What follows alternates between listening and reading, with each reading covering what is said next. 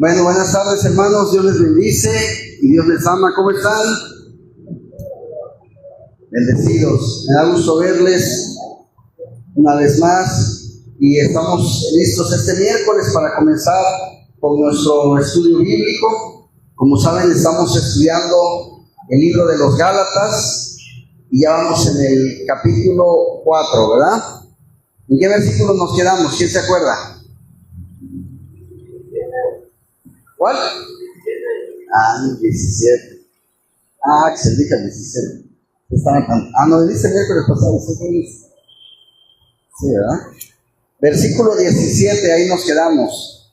Gálatas 4, versículo 17 es donde vamos a comenzar en esta tarde. Así que los que traigan Biblia pueden buscarlo, los que no también, acá tenemos Biblias.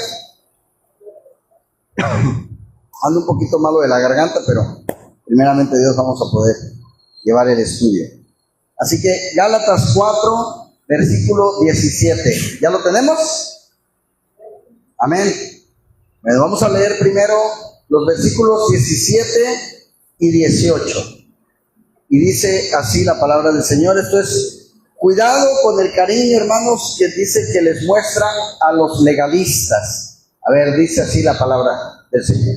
Tienen celo por vosotros, pero no para bien, sino que quieren apartaros de vosotros para que vosotros tengáis celo por ellos.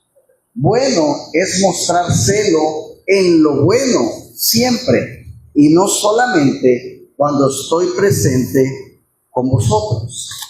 Interesante, fíjense, dicen, hay una versión que yo tengo acá, es la versión internacional, les voy a leer rápido como dice. Dice: ellos celosamente te cortejan, pero no es bueno. Si ellos quieren apartaros de vosotros para que sean celosos de ellos, pero es bueno ser celoso en lo bueno siempre, y no solamente cuando estoy presente con vosotros. Fíjense, dice, ellos celosamente te cortejan, o acá decía, ellos te celan, ¿verdad? Pero para nada bueno. Pablo, aquí en esta parte, hermanos, admitirá que los legalistas celosamente cortejan a los gálatas. Y el legalismo a menudo viene envuelto en un manto de amor, pero el resultado final, pues normalmente no es para algo bueno. Muchas sectas, podríamos llamarle así, utilizan una técnica conocida informalmente como bombardeo de amor. Ojo con eso, Y ellos abruman a un posible socio con la atención, con el apoyo, con el afecto, pero en realidad no es un amor sincero por la perspectiva, sino que en realidad muchas veces es solamente una técnica para ganar a otros miembros, ¿sí? Pueden utilizar la misma técnica una o muchas veces de diferentes maneras. No sé si les ha tocado, por ejemplo, a mí ya me tocó ver por allá por Diamante en una ocasión, estaban, vamos a ponerle así, evangelizando, y ponían una cartulina y decían: ¿necesitas un abrazo? Ve y yo te regalo un abrazo. Y entonces andaban ahí abrazando a todo el mundo, ¿no? Pues si tú necesitabas un abrazo. Entonces es una técnica, por así decirlo, en la que tú dices: no, pues si yo voy donde ellos están, ahí me van a abrazar todos, ¿no? Estoy necesitado de amor, estoy quebrado a lo mejor. Y sí, yo no digo que sea malo dar ese afecto, pero muchas veces ese tipo de técnicas, no digo que no sea un abrazo sincero, sino que pues realmente un abrazo sincero, primero que nadie, no te lo va a dar alguien que no te conoce. Y segundo, cuando tú llegues a esa iglesia, pasa que en muchas ocasiones, pues ya nada más el abrazo fue para atraerte. Ya llegando aquí, pues ya no te hacen mucho caso que digamos. Entonces, yo lo que siempre he dicho, hermanos, es que nosotros más que abrazos necesitamos la palabra de Dios, ¿sí? Que no es malo abrazarnos, les repito, pero realmente tenemos que ver qué es lo prioritario. Entonces, esas son técnicas que muchos utilizan. Y luego continúa Pablo diciendo: ellos quieren apartados de nosotros para que tengáis celo por ello. Los opositores legalistas de Pablo, hermanos, querían dibujar a los cristianos de Galacia lejos en su propio grupo divino, por así decirlo. ellos realmente querían excluir a los Gálatas de otros cristianos para ponerlos en un grupo, vamos a ponerlo, más espirituales de los legalistas. Y el celo cultivado por el legalismo es a menudo más celoso por el grupo mismo que por Jesucristo, ¿sí? A pesar de que al nombrar el nombre de Jesús en la práctica, el propio grupo es exaltado como el foco principal muchas veces, ¿sí? Y por lo general exaltado como el último refugio del verdadero supercristiano. Y luego nos dice ahí, excluir, literalmente te encierran, ¿sí? Por ahora los legalistas están cortando a los Gálatas, pero una vez que ellos se han alejado de Jesús y obviamente de Pablo, los legalistas exigirán que los Gálatas después les sirvan, ¿sí? El legalismo se asocia casi siempre con algún tipo de actividad religiosa, ¿sí? Por ejemplo, en muchos lugares ese tipo de legalismo lo llaman, y lo hemos visto en iglesias no cristianas afortunadamente, pero creo que sí por ahí también, pero en muchos tipos de iglesias. ¿A qué voy? Por ejemplo, podemos nombrar la iglesia católica. ¿Cuántos sacerdotes en base a su autoridad han hecho sentir que la gente tiene que servirlos? E incluso por ello han venido a aprovecharse de muchos niños, ¿sí? Porque el niño lo ve como que, pues, incluso en muchos lugares todavía se dice, sí, mis papás me dijeron que los tengo que respetar y tengo que hacer todo lo que ellos me digan. Y por eso terminan haciendo cosas que aunque ellos sepan que no están bien, como lo están pidiendo ellos, piensan que está correcto. ¿Qué pasó apenas también? Tuvimos otro tipo de iglesia. Esta iglesia no recuerdo ahorita el nombre, pero es el cuate que era el líder, está preso en Estados Unidos. ¿Cuándo? La luz del mundo, exactamente, la luz del mundo, ¿no? Y de cuántas mujeres se aprovechó, incluso de mujeres casadas de la misma congregación, porque decía, el apóstol es el que está pidiendo que quiere estar con tu esposa, y muchos esposos decían, pues si el apóstol lo dijo, adelante, ¿no? O sea, increíble cómo este tipo de sectas llegan a hacerte sentir que tú tienes casi que obedecer en todo lo que ellos digan. Y se convierten en eso, hermano, precisamente en sectas. Tenemos que tener mucho cuidado. Y de alguna u otra forma podemos llamar eso un tipo de esclavitud religiosa, ¿sí? Así que los judaizantes habían seguido el curso hábil de presentar a ellos solo una parte de los requisitos de la ley. Las partes que podrían ser menos repulsivas para ellos como gentiles. Después de haber conseguido adoptar las fiestas, tal vez los dioses de ayuno, los judaizantes no les instan a adoptar la circuncisión. O sea, algunas cosas sí y otras no. Luego dice, bueno es mostrar celo en lo bueno siempre. Pablo ciertamente, hermanos, no está en contra del celo. Él quiere que los cristianos sean celosos en lo bueno siempre. Sin embargo, es importante asegurarse de que el celo es una buena cosa, porque el celo en mala cosa es peligroso, ¿sí? Por ejemplo, muchos cristianos hemos adoptado la palabra si yo tengo un celo por las cosas de Dios, ¿sí? Si a mí me gusta, por ejemplo, yo en lo personal, yo siempre he dicho, a mí me gusta hacer las cosas que se hacen en la iglesia de una manera bien ordenada. Y cuando algo no está saliendo como tú quisieras, de la forma correcta, te da un poco de molestia, te irrita, es un celo espiritual en el que dices, es que yo quería que las cosas se hicieran así. ¿Pero por qué? Porque son para Dios, y a Dios tenemos que entregarle casi, o más bien siempre, la perfección que esté en nosotros, lo mejor que podamos, ¿sí? Dice la palabra, hacer todas las cosas como para el Señor. Quiere decir que el Señor nos pide que todo lo que hagamos, lo hagamos bien. Entonces, esa parte se vale, pero aquí los cristianos de Galacia estaban impresionados por el celo de los legalistas. Eran tan sinceros, tan apasionados acerca de sus creencias. Pablo estará de acuerdo en que es bueno ser celoso, pero dice, celo en lo bueno siempre, en lo bueno. Aclara, en lo bueno. Así que el celo es el servicio de una mentira El celo, mejor dicho, en el servicio, ¿sí?, de una mentira es una cosa que es muy peligrosa, hermanos, ¿sí? Y tenemos que tener mucho cuidado. Pablo lo sabía bien, porque antes de que él se convirtiera en un cristiano, como muchos conocemos la historia, tenía mucho entusiasmo cuando él perseguía a la iglesia, a los mismos cristianos. Más tarde Pablo regresó en ese tiempo de gran celo por el servicio de la mentira y lo lamentaba. ¿Sí? Él se arrepentía de lo que él había vivido, de lo que él había hecho, pero en su momento él tenía un celo. ¿Sí? Él decía, estos creen en un Mesías que no existe, entonces los voy a matar. Él tenía un celo, y ahora dice, este celo que yo tenía era malo, mas ahora el que tengo es un celo bueno.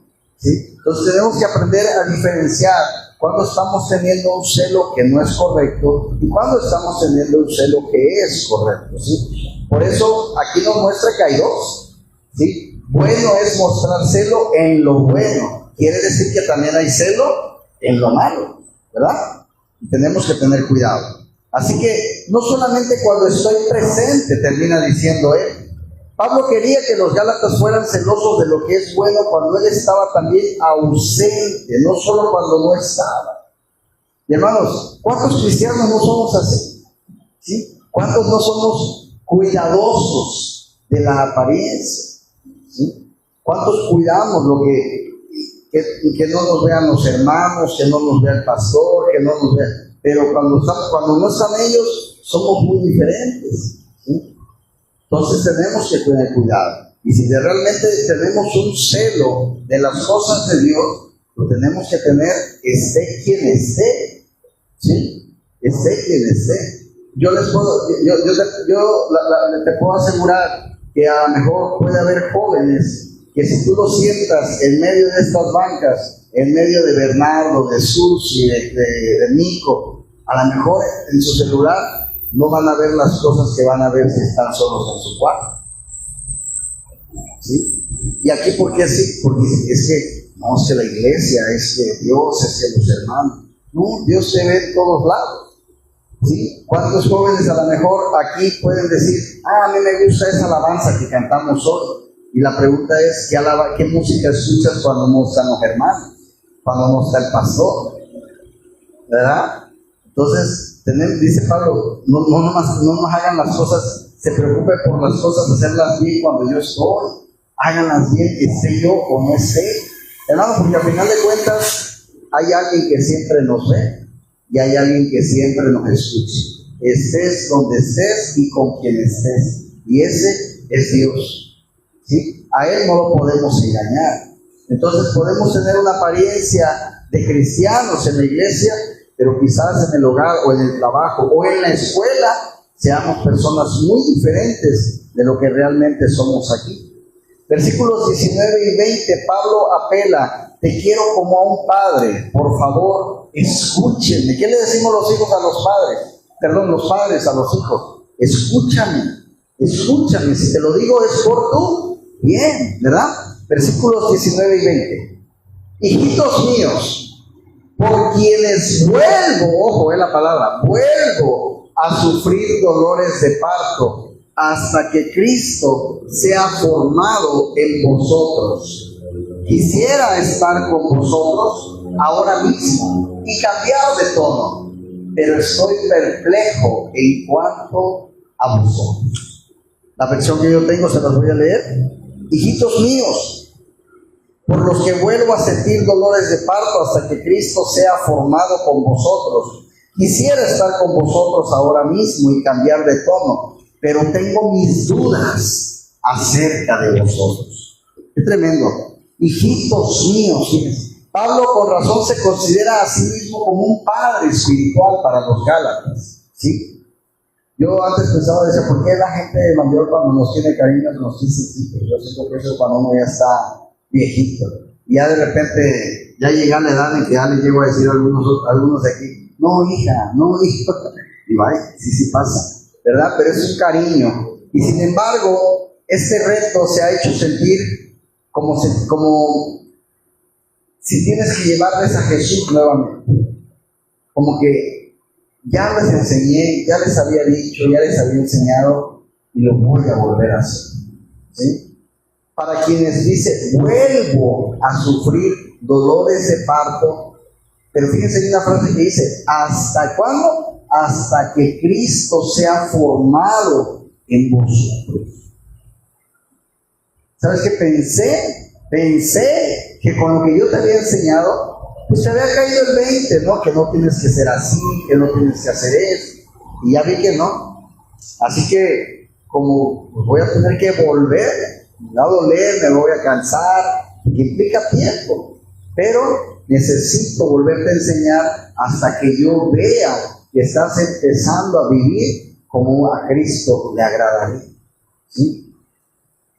Pablo sabía, hermanos, que su labor de formar a Cristo en ellos no había terminado, hasta que se quedaron en un lugar confiando en Jesús. La idea, hermanos, de que Cristo sea formado en ustedes es similar a la idea que vimos en Romanos 8, porque a los que de antemano conoció, también los predestinó a ser transformados según la imagen de su Hijo.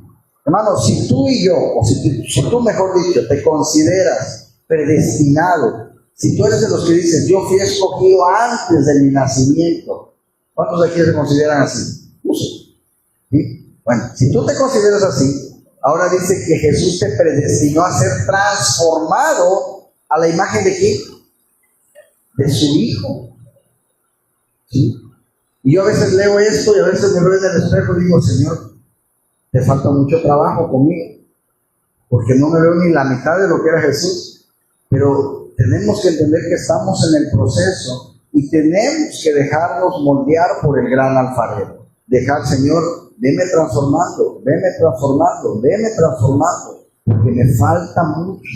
Ayer fallé, hoy fallé, y lo más probable es que mañana voy a fallar. Pero cada día quiero parecerme más a tu Hijo Jesús.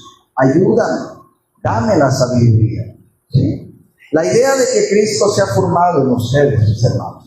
Y luego, sería un error que Pablo pretenda formar a sí mismo en los Gálatas. Dice, no quiero que se hagan conforme a mi imagen. Quiero formar a Cristo en ustedes. ¿Sí? Yo no quiero formar a Edgar, porque vamos a ir para atrás. A lo mejor están mejor como están que si se aprobaran a mí. Necesitamos ser transformados aquí a Cristo. ¿Sí? A Cristo. Así que, y ese nunca, hermanos, nunca va a ser un trabajo de un pastor. Y no es el trabajo de un pastor. Decir, es que yo necesito que ustedes piensen como yo. O que ustedes sean como yo. No. Ustedes tienen que ser como Cristo. Yo tengo que ser como Cristo. ¿Sí? Ese es el trabajo de un pastor, hacer cristianos, hacer gente parecida a Cristo, ¿sí? Y tiene razón al tratar de que dice, voy a formar a Cristo en ustedes, ¿sí? A través de esta sección, Pablo mezcla metáforas, hermanos, para dar una imagen poderosa. Pablo se usa a sí mismo como una madre que dio nacimiento espiritual a los Gálatas, por eso dice mis hijos pequeños. Pablo simplemente está comparando. Algo poco natural ha ocurrido. ¿Qué? Que los Gálatas se están alejando de Jesús y de la ley. Así que Pablo dice que sufrir dolores de parto otra vez. ¿Sí? Y esto no es natural de tener dolores de parto por segunda vez, ¿verdad? Cuando ya te alivias, ya al menos durante ese embarazo, ya no vas a volver a tener dolores de parto para las que son mamás. A menos que te vuelvas a embarazar, claro, ¿verdad? Pero él dice, no ha terminado este trabajo, no ha terminado, ¿sí? Pablo tiene dolores de parto para que Cristo sea formado en ellos. Y Pablo se mantendrá trabajando hasta que sea Navidad para los Gálatas. ¿Qué es Navidad? Nacimiento. Así es. Hasta que Cristo vuelva a nacer en ellos y Jesús se forme en ellos. Y este es un patrón, hermanos, que se encuentra en todo el ministerio bíblico. La palabra de Dios que cae de los labios del apóstol o ministro entra en el corazón del oyente. El Espíritu Santo fecunda la palabra de manera que produce el fruto de la fe. De esta manera, cada pastor cristiano es un padre espiritual que forma a Cristo en los corazones de sus oyentes. Ese es nuestro trabajo, ¿no? Formar a Cristo en nuestras congregaciones. Él compara su dolor con dolores de parto. Había estado en el trabajo de parto por ellos previamente en el momento de su conversión, cuando ellos conocieron a Cristo, cuando lo llevaron hasta el nacimiento. Y ahora su rebelión les vuelve a regresar. Y él está en el trabajo de parto de nuevo. La primera vez que se había producido un aborto involuntario, y esta vez él desea que Cristo realmente sea formado en ellos, pero realmente. ¿Sí? Me gustaría, dice, estar con vosotros ahora mismo y cambiar de tono. ¿Sí? Deseaba dos cosas. En primer lugar, que pudiera estar presente con los Gálatas. Pero también deseaba que él no tuviera necesidad de hablar con ellos palabras fuertes, hermanos. ¿Sí? Que pueda, dice, ojalá pudiera cambiar mi tono. ¿Sí? Pero su peligro al dejar el verdadero evangelio ha hecho estas palabras fuertes que sean necesarias. Y ha hecho que las dudas de Pablo sean necesarias para poder tocar estos temas. ¿Sí? Y en esta sección nos muestra los principios de la actitud de la gente de la iglesia hacia su pastor, mis hermanos, hacia el propio Pablo. Fíjense bien, principios de la actitud de la iglesia hacia el pastor. Su actitud no debe de ser determinada por su apariencia personal o de su personalidad. Y eso creo que lo platicábamos el miércoles pasado, ¿verdad? No puedo decir, ay, yo tengo un excelente pastor. ¿Por qué? Porque se viste con pura ropa de primera. Eso no te hace un buen pastor. Yo tengo un mal pastor. ¿Por qué? Porque a veces lleva una camisita ahí media arrugada. Eso tampoco lo hace un mal pastor. Ojo, y tampoco estoy diciendo que porque traiga una buena camisa es un mal pastor, ¿eh? Y tampoco estoy diciendo que porque traiga una camisa viejita es un buen pastor. Simplemente que no puedes dejarte llevar por eso. Otra, su actitud no debe de ser determinada por sus propios caprichos teológicos. Su actitud debe de ser determinada, hermanos, por su fidelidad al mensaje de la Biblia. Y en esta sección nos muestran los principios de la actitud del pastor hacia la iglesia. Primero, debe de estar dispuesto a servir y a sacrificarse por su pueblo. Debemos estar dispuestos como pastores a eso. Segundo, se les debe de decir la verdad y predicar la verdad. Tercero, debe amar profundamente a su pueblo, pero nunca por un motivo egoísta. Se debe desear para ver más que la mera emoción, pero el celo debe de ser por las cosas buenas. ¿Sí? Y la última, se debe desear para formar a Jesús en ellos, no a Él en ellos. ¿Sí? El uso del Antiguo Testamento, hermanos, Pablo muestra que los sistemas de la gracia y la ley no pueden existir juntos como principios de nuestras vidas. Pablo va a apelar a la ley para aquellos que proclaman la ley. Versículo 21 dice así: decidme lo que queréis, estar bajo la ley, ¿no habéis oído la ley? ¿Sí? Y esta es otra versión. Dime, tú quien deseas estar bajo la ley, ¿no habéis oído la ley? Dime tú qué queréis estar bajo la ley. Ahora Pablo escribe directamente, tanto los que promueven el legalismo y para los que sucumbieron al legalismo, escribe aquellos que desean estar bajo la ley, viviendo bajo la ley, manteniéndola como la base de tu relación con Dios. ¿Quién iba a querer estar bajo la ley? Mucha gente, hermano, aunque no lo creamos. Hoy, o mejor dicho, hay muchas ventajas de estar bajo la ley, como lo hemos platicado ya en muchas ocasiones, que es como estar, ¿qué ventaja puede tener? Pues, primero que nada, estar como un principio de la relación con Dios, ¿sí? Siempre tienen la certeza exterior de una lista de reglas a seguir que no son malas. En segundo lugar, puede complementar a ustedes mismos porque siguen las reglas mejores que otros. Por último, se puede tomar el crédito para su propia salvación porque se lo han ganado para mantener una lista de reglas, ¿sí? Pero de ahí ya venía acompañado de otra cosa, que es la gracia, ¿sí? Bajo la ley es lo que haces para Dios, lo que te hace justo delante de Él, pero bajo la gracia de Dios es lo que Dios ha hecho por nosotros en Cristo Jesús, lo que nos hace justos delante de Él. Hermano, el que nos mostremos justos delante de Dios no es lo que tú has hecho por Dios. El que te muestres justo delante de Dios es por lo que Dios ha hecho por ti. Amén. Así que, bajo la ley, la atención se centra en mi entendimiento, en lo que yo entiendo y cómo lo hago. Pero bajo la gracia de Dios, la atención es en quién es Jesús y lo que Jesús ha hecho. Bajo la ley nos encontramos con hojas de higuera para cubrir nuestra desnudez. Bajo la gracia de Dios recibimos la cubierta ganada a través del sacrificio y es Dios quien la provee. El cristiano, hermanos, no tiene por qué estar bajo la ley. ¿Qué es la ley de Dios ahora? No está por encima de un cristiano, está bajo un cristiano. Algunos hombres, tienen la ley de Dios como una vara de terror sobre los cristianos y dicen: si usted peca, será castigado con ella. Y no es así.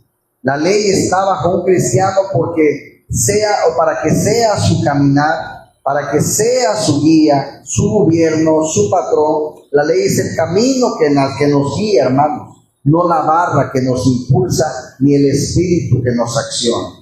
Estar bajo la ley significa estar bajo el yugo de la ley con la condición de que Dios va a tratar con usted de acuerdo con el pacto de la ley y que a cambio se unirá usted mismo para mantener la ley.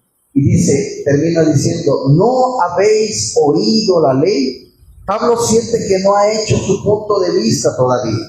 Sin embargo, no aprobará el asunto con otra ilustración del Antiguo Testamento. En esencia, Pablo dice: vamos a tener un estudio bíblico.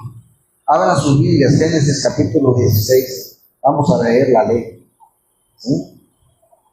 Pablo dio por sentado que sus lectores conocían la Biblia. ¿No la han leído? ¿No habéis oído? Él lo da, ya usted ya lo sabe. No necesito explicárselos, ya lo sabe. ¿Sí? Así que él explica su punto de vista de la historia de Abraham, Agar y Sara en Génesis 16. Y sin muchos detalles de la historia, se supone que ellos también sabían la historia. Es impresionante que Pablo se refiera de nuevo a las Escrituras una y otra vez. Los legalistas entre los Gálatas se presentaron como el pelotón regreso a la Biblia. Sin embargo, Pablo demostrará que no están manejando las Escrituras realmente como ellos dicen decir del Antiguo Testamento. Y sobre todo, que no lo están manejando de una manera correcta. Y él les va a mostrar que hay una verdadera comprensión de la ley de Moisés y que va a apoyar el verdadero evangelio, el que tiene que realmente ser predicado y el que él mismo ha predicado. El Antiguo Testamento muestra el contraste, mis hermanos, entre los dos hijos de Abraham. ¿Quién se acuerda quiénes son? Isaac,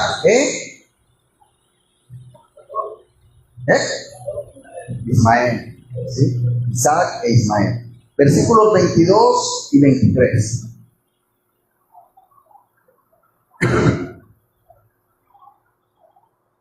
Porque está escrito que Abraham tuvo dos hijos, uno de la esclava y el otro de ¿qué? De la libre. Pero el de la esclava nació según la carne, mas el de la libre, ¿por qué nació? Por la promesa, ¿verdad? Lo cual es una alegoría, pues estas mujeres son los dos pactos. El uno proviene del monte Sinaí, el cual da hijos para esclavitud. Este es Agar, porque Agar es el monte Sinaí en Arabia y corresponde a la Jerusalén actual, pues está, junto con sus hijos, está en esclavitud. ¿Sí? Mas la Jerusalén de arriba, la cual es madre de todos nosotros, es ¿qué? Libre. ¿Sí? ¿Cuál es ese? ¿No te pasó? Es hasta el 23 nada más. ¿Ese cuál es? ¿23? Ah, no, está ahí. Fíjense, se los leo en esta versión. Es 22 y 23 nada más. Porque está escrito que Abraham tuvo dos hijos, uno de la esclava, el otro de la libre. Mas el de la sierva nació según la carne y el de la libre por la promesa. Porque está escrito que Abraham tuvo dos hijos. Los legalistas, quienes preocupaban a los gálatas, protestaron de que eran hijos de Abraham y por lo tanto por eso eran bendecidos. Pablo admitió que son hijos de Abraham, pero se olvidan que Abraham tuvo dos hijos. ¿Sí? El uno de la sierva y el otro de la libre. El primer hijo de Abraham fue llamado Ismael. Él no nació por su esposa, sino de la sierva de su esposa, la esclava. A partir de un esquema equivocado de madre, de alquiler, vamos a ponerle así, de ayuda a Dios, cuando la esposa de Abraham, Sara, no podía quedar embarazada. El primer contraste que Pablo traza entre el cristianismo y el legalismo real es el contraste entre la libertad y la esclavitud. Uno de los hijos de Abraham nació de la libre y uno nació por una esclava. ¿Qué hijo de Abraham ilustra la vida con Dios? Nacido según la carne, Ismael era el hijo de Abraham, pero él era el hijo según ¿qué? La carne, ¿verdad? Y la incredulidad y tratando de hacer su propio camino delante de Dios. A menudo no se parece a él, pero el legalismo, hermanos, es vivir según la carne. Niega la promesa de Dios y trata de hacer, así como este hijo, su propio camino hacia Dios. ¿A través de qué? De la ley. Esto es un vivir como un descendiente de Abraham, pero vive como un Ismael. El legalismo no implica el establecimiento de normas espirituales, sino que significa adorar a estas normas y pensar que somos espirituales porque los obedecemos. También significa juzgar a otros creyentes sobre la base de estas normas. El mejor legalista es un hombre. Lo más seguro es que de ser condenado, el hombre más santo, él confiado en sus obras, más puede estar seguro de su propio rechazo final y la parte eterna con los fariseos. Y luego el de la libre, es a través de ¿qué? De la promesa. El segundo hijo de Abraham fue llamado Isaac. Nació milagrosamente a través de ¿quién? De Sara. La esposa de Abraham, la libre. Isaac era el hijo de Abraham y él era el hijo de la promesa de Dios y la fe. Ahí es el milagro de Dios para Abraham. ¿Sí? El segundo contraste, Pablo establece entre el cristianismo y el legalismo, es el contraste entre el trabajo realizado por el milagro prometido de Dios y un trabajo realizado por la carne. ¿Sí? ¿Está su relación con Dios, mis hermanos, basada en tus propias obras o en el trabajo del milagro que Dios te ha prometido? ¿Sí? El Antiguo Testamento muestra el contraste entre el monte Sinaí y el monte Sión. Versículos del 24 al 27. Dice, ¿es el 24? La cual es una alegoría. Pues estas mujeres son los dos pactos. El uno proviene del monte Sinaí, el cual da hijos para esclavitud. Este es Agar. Porque Agar es el monte Sinaí en Arabia y corresponde a la Jerusalén actual. Pues esta, junto con sus hijos, está en esclavitud. Mas la Jerusalén de arriba, la cual es madre de todos nosotros, es libre, porque está escrito, regocíjate, oh estéril, tú que no das a luz, prorrumpe en júbilo y clama, tú que no tienes dolores de parto, porque más son los hijos de la desolada que de la que tiene marido. ¿Cuáles cosas son simbólicas? Pablo quiere entender que habla con imágenes del Antiguo Testamento. Su referencia a Agar e Ismael eran imágenes destinadas a ilustrar este punto. Y ahora va a traer otra imagen. Pablo estaba claramente guiado, hermanos, por el Espíritu Santo. Para nosotros hay que tener cuidado con la lectura de las cosas que son solamente simbólicas en las Escrituras. La Escritura dice, es fértil y por lo tanto tiene múltiples significados. Reconozco que la Escritura es la fuente más rica e inagotable de toda sabiduría, pero niego que su fertilidad consiste en los diversos significados que cualquiera puede sujetar a ella a su antojo. Sepamos, pues, que el verdadero significado de las Escrituras muchas veces es natural y simple, y otras no, y abracemos y sostengámoslo firmemente. ¿Por qué son los dos pactos? En la Biblia un pacto es un contrato, hermanos, ¿sí?, que establece las reglas para nuestra relación con Dios. Pablo lo lleva hasta los problemas que están enfrentando los cristianos de Galacia. Los legalistas querían que ellos se relacionaran con Dios, pero bajo un conjunto de normas, bajo la ley. Y Pablo quería que se relacionaran con Dios bajo las reglas, pero que se presentan en el Evangelio, por su gracia, ¿sí? Vale la pena recordar la extrema importancia de todo esto. Mucha gente mira los asuntos de Pablo, que es un apasionado acerca de aquí, y simplemente les aburre. Pero ellos dicen, Pablo está tratando con una especulación teológica. Tengo otros problemas, mi matrimonio está en problemas, podrán decir. No puedo pagar mis deudas, tengo un montón de problemas personales. Me haría mucho más bien enseñarme acerca de estas cosas que están sucediendo con su teología de estar bien con Dios. ¿Sí?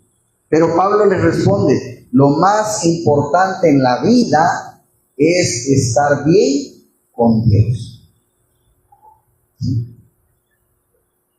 Es lo más importante, hermano.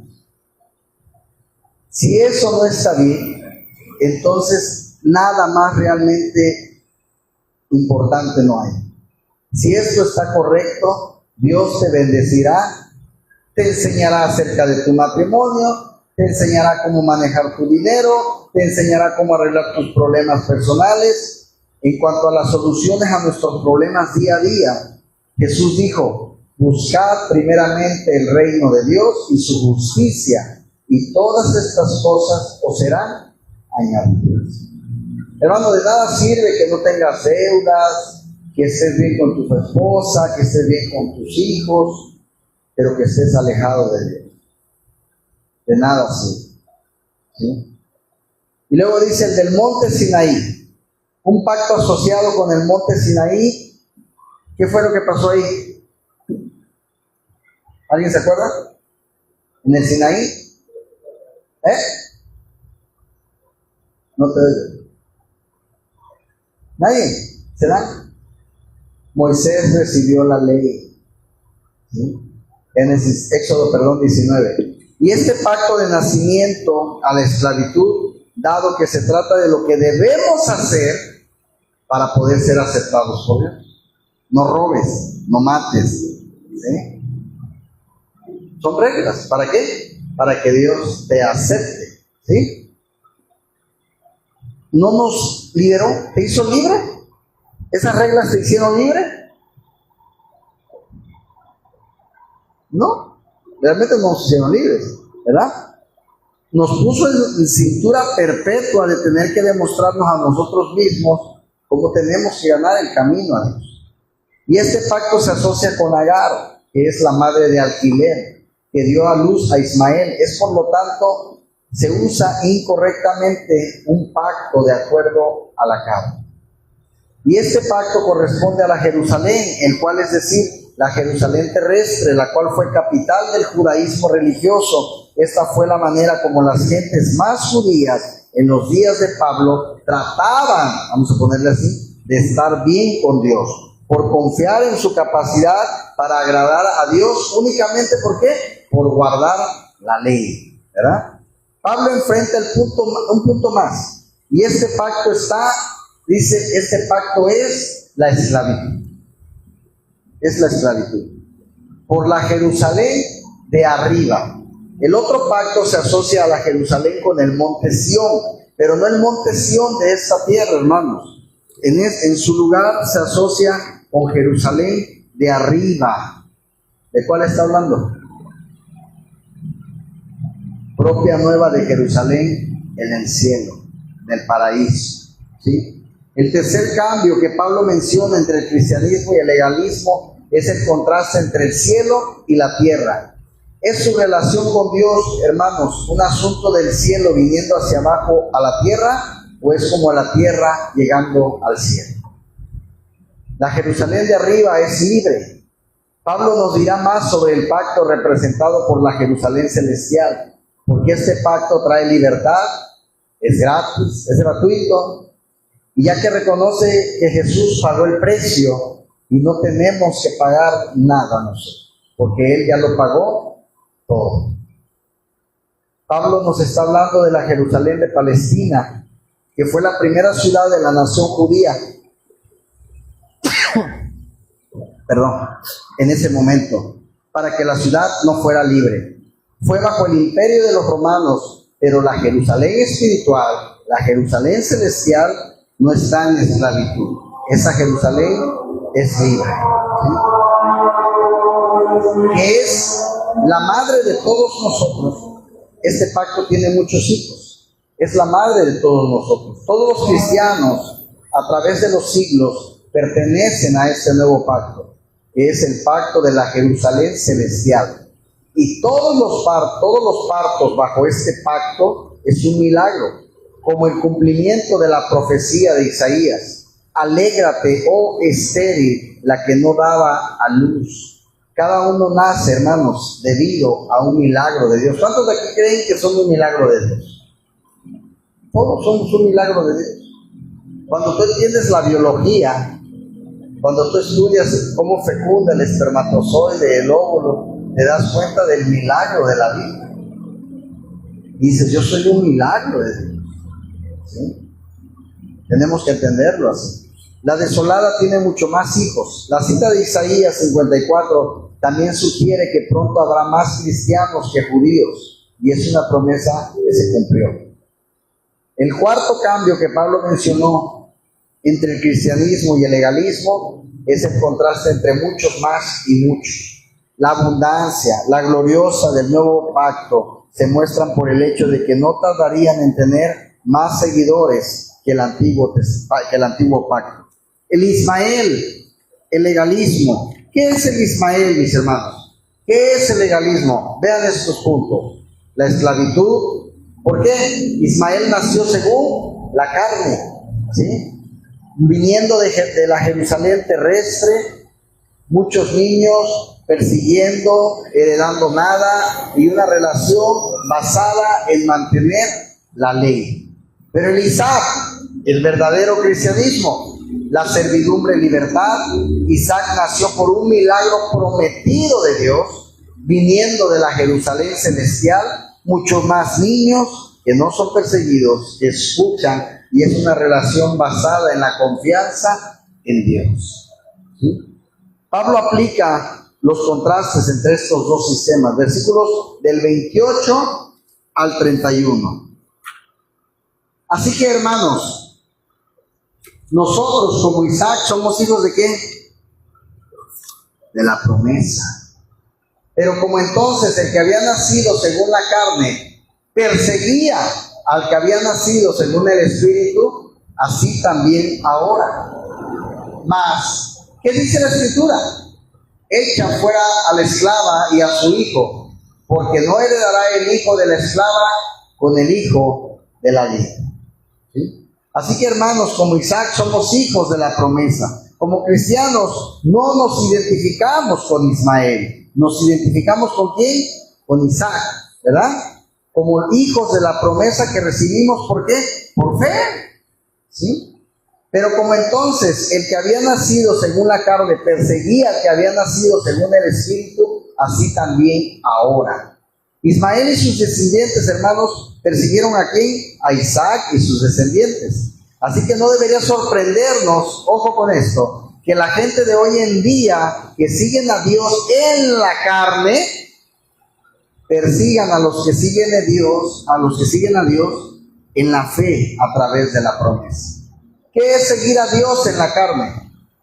Lo que yo creo, lo que me gusta. ¿Cuántos no dicen allá afuera, yo amo a Dios? Y realmente no lo conocen, no lo buscan. No van ni a sus propias iglesias, ni a esas van. Ese es un amor carnal, ¿sí? Y ellos, dice la palabra, terminarán persiguiendo a aquellos que aman a Dios en espíritu, de manera real. Y cosas que están pasando, hermano, tremendas. Así que, pero como entonces, ¿verdad? Dice, perseguía a los que habían nacido en espíritu. El quinto contraste que Pablo menciona entre el cristianismo y el legalismo es el contraste entre perseguir y perseguidor. Los legalistas, que están representados por Ismael, siempre han perseguido al cristianismo verdadero, representado por Isaac. Mientras caminamos en la gloria, en la libertad, en el poder milagroso de esta nueva alianza, habrá que esperar, hermanos, a ser maltratados por aquellos que no lo hacen. Los grandes hombres de Dios a través de los siglos han conocido esta persecución, ¿sí? Como Martín Lutero, quien escribió, la gente nos echa la culpa y el evangelio por todo, por la desobediencia de los sujetos a sus gobernantes, de las guerras, pestes, hambres, revoluciones y todo otro mal que se puedan imaginar. No es de extrañar que nuestros adversarios piensen que están haciéndole un favor a Dios, odiándonos y persiguiéndonos. Ismael sigue persiguiendo a Isaac. No se hace mención específica de que Ismael perseguirá a Isaac, ¿verdad? En Génesis 21 dice que Ismael hizo burla a Isaac. Pablo puede estar refiriéndose a esa burla, se puede recordar tal vez como, o él lo puede pensar como una traición judía, o puede ser la adición de algo por la inspiración del Espíritu Santo que a lo mejor no conocíamos antes. Los cristianos enfrentan la persecución. No será siempre por el mundo, hermanos, sino también, y a veces va a ser por nuestros mismos hermanos. Los incrédulos, la gente religiosa de las iglesias nominales. Esta es la lección que nos tiene que dejar esta historia, hermanos. Hoy en día los mayores enemigos de la iglesia se encuentran muchas veces entre los miembros de la iglesia no creyentes. La mayor oposición que emana de los púlpitos y las jerarquías de las iglesias. Sin embargo, ¿qué dice la Escritura? Echa fuera a la esclava y a su hijo. La respuesta a este problema es evidente, aunque no es fácil. Debemos hacer eso, echar fuera a la esclava y a su hijo. La ley y la gracia no pueden vivir juntos como principios para nuestra vida cristiana. Agar y Sara no podían vivir juntas en la misma casa, ¿verdad? Podemos discutir todo el día quién tuvo la culpa, pero ese no es el punto hoy. El punto es que Dios le dijo a Abraham que enviara a Agar lejos. Así también cada cristiano debe alejar la idea de relacionarse con Dios por la ley, ¿sí? El principio de lo que hacemos por Él en vez de lo que Él ha hecho por nosotros en Cristo Jesús. Cabe destacar que Sara pudo vivir con Agar e Ismael hasta que nació el hijo de la promesa. Pero una vez que Isaac nació, entonces Agar e Ismael tuvieron que irse. De la misma manera, una persona podría estar relacionada con la ley de una manera antes de que se hiciera clara la promesa del Evangelio de Jesús. Pero ahora que ha quedado claro, hermanos, no hay nada que hacer, pero tenemos que echar fuera a la esclava y a su hijo. El apóstol, así confiadamente, parece el toque de difuntos del judaísmo en un momento en que la mitad de la cristiandad se aferró a la ley de Moisés. Con un cariño celoso, poco menos que una locura. Y si bien la fiesta judía parecía estar creciendo en influencia y se hacía fuerte, incluso en las iglesias de los gentiles, para aumentar su influencia y poner en peligro su vida. Para dar el hijo de la sierva, no ha de heredar con el hijo de la libre. Ismael no era un mal hombre, hermanos, no era un hombre maldito, pero tampoco era bendecido con la promesa de heredar el pacto que Dios le dio a Abraham y a sus descendientes. Esa fue la herencia de un heredero, Isaac, el hijo de la libre. El sexto contraste que Pablo menciona entre el cristianismo y el legalismo es el contraste entre la herencia de todos y heredar nada. Mientras que el Isaac de este mundo puede ser perseguido, también tiene una herencia gloriosa que los Ismaeles de este mundo nunca lo van a saber. Somos, hermanos, tú y yo, herederos de Dios por medio del principio de la gracia. Amén. Tal es pues la doble cantidad de Isaac, el dolor de la persecución por un lado y el privilegio de la herencia por el otro. Así que, hermanos, no somos, dice, hijos de la esclava, sino de la libre. Para Pablo, uno de los grandes problemas de esa era la libertad. Él sabía que la servidumbre de tratar de ganar su propio camino delante de Dios, porque él vivió así mucho tiempo, hermanos. Ahora sabía que la libertad de vivir como hijo de Dios era ser libre en Jesús. Cualquier persona que haga la ley central es en la posición de un esclavo. Toda su vida está tratando de satisfacer a su maestro por cumplir la ley. Pero cuando la gracia está en el centro, la persona que ha hecho amar a su principio dominante será el poder del amor y no la restricción de la ley que nos mantiene a la derecha, y el amor que siempre, hermanos, va a ser mucho más fuerte que la ley. Amén. Y pues con esto, hermanos, creo que terminamos este capítulo 4. Nos quedan solamente 2 capítulos para terminar el libro de Gálatas. No sé si lo vayamos a terminar junto con el año, pero creo que sin duda sigue dejándonos mucho, pero mucho que aprender. Amén. Vamos a orar. Padre, te damos gracias, Señor, por este estudio que hemos tenido hoy, Señor, para terminar este capítulo 4 de los Gálatas. Señor, ayúdanos a entender, Padre, esa gracia muchas veces cuestionada, esa gracia inmerecida, Señor, pero que tú decidiste darnosla, Padre, no en base a protocolos de reglas, no en base a protocolo de normas que seguir para poderte gustar, para poder hacer que nos quieras, Señor, simplemente porque tú ya lo hiciste en la cruz, Señor. Y ahora, Padre, enséñanos a nosotros un poco de tu gracia. Enséñanos, Padre, a perdonar a aquel que no merece que lo perdonemos. Enséñanos, Padre, a pedir perdón a aquella persona que tal vez también quizás no merezca que le pidamos perdón. Pero no permita, Señor, que se añade cualquier gota de rencor en nuestro corazón y en nuestras vidas, Padre. Queremos cada día, Señor, parecernos más a ti. Ayúdanos, guíanos, bendice nuestros caminos donde quiera que vayamos, Padre. Sé tú, Señor, nuestra lámpara en este mundo de oscuridad. Sé tú quien ilumine nuestro camino. Bendito seas, te adoramos, Señor. Te amamos, Padre, en el nombre de Jesús. Amén. Y amén.